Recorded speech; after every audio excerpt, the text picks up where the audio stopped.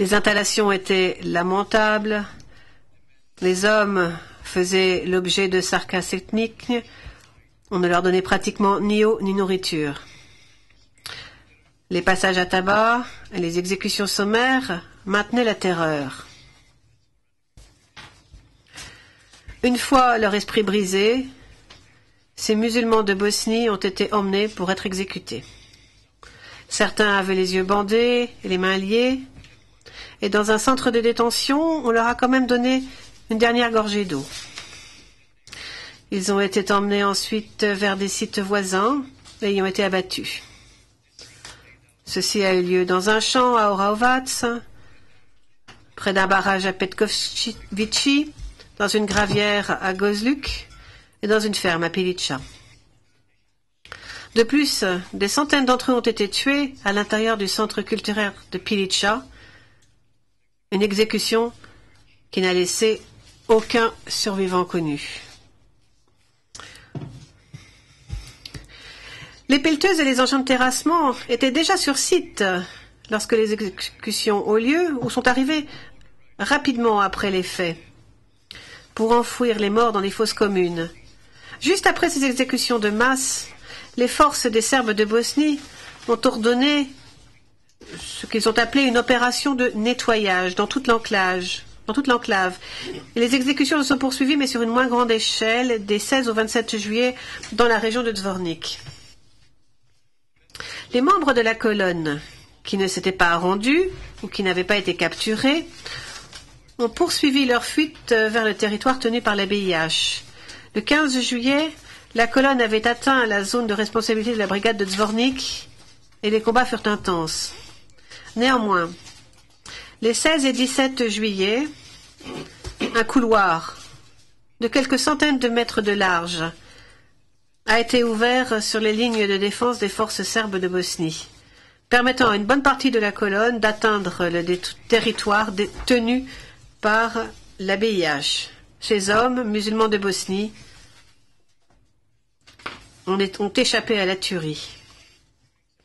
Au cours du mois de septembre et d'octobre 1995, pour essayer de masquer ces crimes, la VRS, avec l'aide des autorités civiles, a dirigé une opération d'envergure dans la région des brigades de Dvornik et de Bratunac, au cours de laquelle les corps des victimes ont été déplacés de fosses primaires en fosses secondaires. Un très grand nombre de preuves médico-légales et démographiques ont été présentées lors du procès. Le jugement analyse ces éléments de preuve sans prendre interprète en détail. Sur la base de ces preuves, la Chambre de première instance a conclu qu'au moins 5336 personnes identifiées avaient été tuées lors des exécutions qui ont suivi la chute de Srebrenica. Néanmoins, étant donné que les preuves n'ont pas encore toutes été trouvées, la Chambre de première instance est d'avis que le nombre de corps identifiés va augmenter. La Chambre de première instance considère donc que le nombre total de personnes exécutées après la chute de Srebrenica pourrait se monter à 7826. La taille et la nature de l'opération, avec son nombre sidérant de meurtres, l'organisation systématique de sa mise en œuvre, l'acharnement à poursuivre et à viser toutes les victimes, et l'intention pure et simple, et les preuves sont accablantes, d'éliminer tout homme musulman de Bosnie capturé ou s'étant rendu, prouve, au-delà de tout doute raisonnable, qu'il s'agit bien ici d'un génocide. Pendant que tout ceci se déroulait au nord de Srebrenica, la VRS maintenait son étau sur l'enclave de Zepa. La VRS avait enclenché des pourparlers à propos de l'éviction de la population de Zepa avant même l'arrivée de ses troupes. 3 séries de négociations ont eu lieu. Et entre chacune d'entre elles, la force a été employée par la VRS pour obtenir des concessions de la part de la population musulmane de Zepa. Les attaques non seulement se poursuivaient, mais s'intensifiaient. De plus, les rumeurs sur le sort des musulmans de Bosnie de Srebrenica commençaient à courir, semant la panique parmi la population. Et des haut-parleurs clamaient que les musulmans de Bosnie locaux n'avaient aucun avenir, étant donné que la région était contrôlée par Mladic. En fin de compte, vu ces conditions invivables, la population n'a pas eu d'autre choix que de quitter l'enclave. Comme l'a dit un des témoins, c'était soit, et je cite, « quitter Jepa dans des circonstances cruelles et humiliantes, soit rester, et soit être tué ou souffrir le martyre. » Fin de citation. L'essentiel des civils ont été transportés ailleurs le 26 juillet et le 27. Et au 27, sur Internet, près de 4000 ou 5000 femmes, enfants et vieillards musulmans de Bosnie avaient été transportés par autocar en dehors de Jepa. Au 31 juillet, alors que les négociations sur leur sort semblaient s'être arrêtées, les musulmans valides de Bosnie,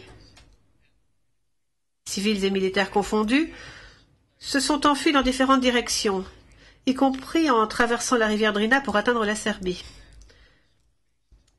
Ces hommes se sont retrouvés dans la même situation que les civils et n'ont eu d'autre choix que de s'évader de l'enclave. Certes, un soi-disant accord avait été signé pour apposer un vernis de légitimité au déplacement des musulmans de Jepa. Mais la Chambre de première instance n'en a pas moins conclu qu'il s'agissait d'un transport forcé, y compris, à la majorité, le juge Kwan ayant une opinion dissidente, des hommes valides qui s'étaient enfuis vers Jepa. Maintenant, les conclusions juridiques.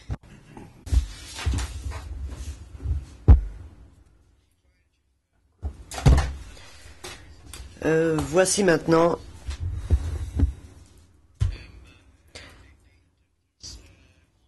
channel. I'm now receiving the Serbo-Croat translation. If that could stop, it would help me immensely. The trial chamber will Voici maintenant un bref résumé des conclusions auxquelles la Chambre de première instance est parvenue sur le plan juridique. Elle estime que plusieurs accusés ont participé à une entreprise criminelle commune visant à commettre un meurtre et à une entreprise criminelle commune visant à déplacer de force des populations. Elle conclut que des massacres opportunistes ont été perpétrés dans le cadre de l'entreprise criminelle commune responsable de meurtres, ainsi que dans le cadre de l'entreprise criminelle commune responsable d'un déplacement forcé, le juge Kwon ayant émis un avis dissident dans le second cas. Elle conclut en outre que certains membres de l'entreprise criminelle commune responsable de meurtre étaient animés d'une intention génocidaire et que par conséquent un génocide a été commis. Elle ajoute que des membres des deux entreprises criminelles communes avaient l'intention particulière dont l'existence est requise pour qualifier le crime de persécution. Il a également été établi au-delà de tout doute raisonnable qu'une attaque systématique et de grande envergure a été lancée contre une population civile. Cette attaque, qui commence avec l'émission de la directive numéro 7, recouvre plusieurs actions.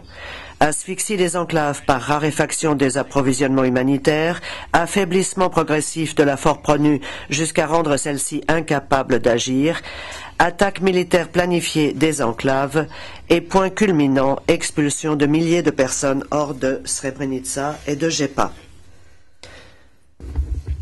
Par conséquent, ayant appliqué aux faits avérés les critères juridiques requis pour qualifier les crimes visés à l'acte d'accusation, la Chambre de première instance estime que les crimes suivants ont bien été commis par les forces bosno-serbes dans les divers lieux cités dans l'acte d'accusation.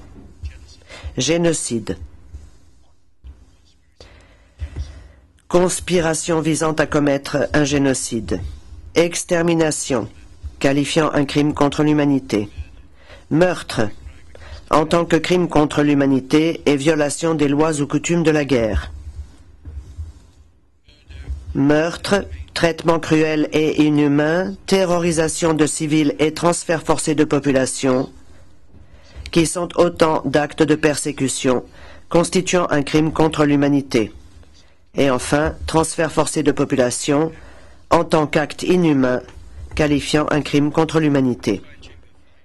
La Chambre conclut au fait que les éléments nécessaires pour qualifier le crime de déportation n'ont pas été établis. Je vais maintenant évoquer la responsabilité pénale individuelle de chacun des accusés, en commençant par Vujadin Popović. Vujadin Popović était en 1995 le chef de la sécurité du corps de la Drina, avec le grade de lieutenant-colonel. Le 12 juillet, Popović prédisait les séparations, transferts et massacres planifiés dans les enclaves dans une conversation qu'il a eue avec Momir Nikolić un peu avant la 3e réunion de l'hôtel Fontana. Il déclara à Momir Nikolić que tous les Baliyas devaient être tués et lui demanda son aide pour mener cette opération à bien. Popović était aux côtés des forces bosno-serbes présentes à Potocari le 12 juillet et la Chambre de première instance a conclu qu'il savait que de très nombreux hommes s'étaient mêlés aux milliers de musulmans bosniaques rassemblés ce jour-là à Potocari. La Chambre a conclu que Popović avait connaissance de l'opération destinée à capturer les hommes présents sur la route de Konjević-Polje le 13 juillet. Ce soir-là, il téléphone à Drago Nikolić pour lui apprendre que de nombreux prisonniers seront amenés de Bratunac à Zvornik pour y être exécutés. Il demande à Drago Nikolić de l'aider dans cette opération. Le 14 juillet, Behara, Popović et Nikolić se rencontrent dans la caserne de Standard pour organiser et coordonner cette opération meurtrière.